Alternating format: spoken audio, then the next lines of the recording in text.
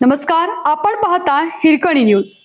Hirkani news प्रत्येक क्षण ताज्या घडामोडी आणि महत्त्वाच्या प्रत्येक बातमीसाठी नेहमी तत्पर. पुण्यात सैराट फोन करून बोलावलं, जीव जाईपर्यंत मारलं. प्रेम प्रकरणातून तरुणाची हत्या, प्रेयसीच्या कुटुंबियांनी बोलावून बेदम मारहाण केल्याचा आरोप. उपचारादरम्यान तरुणाचा मृत्यू. पोलिसांनी 10 जणांविरुद्ध गुन्हा दाखल करून तपास सुरू केला.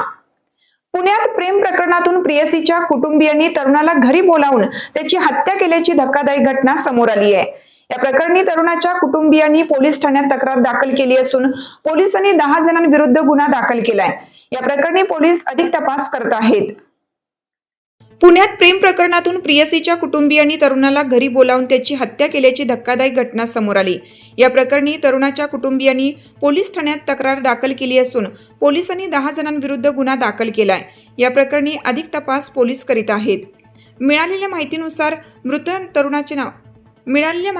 मृत तरुणाचे नाव नागेश जाधव, वय 23 असं आहे.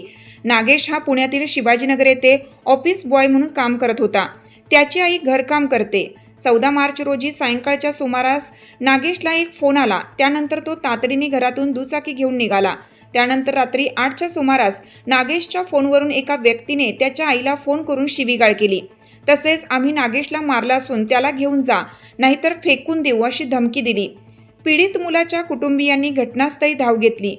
यावेळी तिथे तरुणाला बेदम मारहाण करत होते. पीडित मुलाच्या कुटुंबियांनी तातडीने त्याला रुग्णालयात नेलं.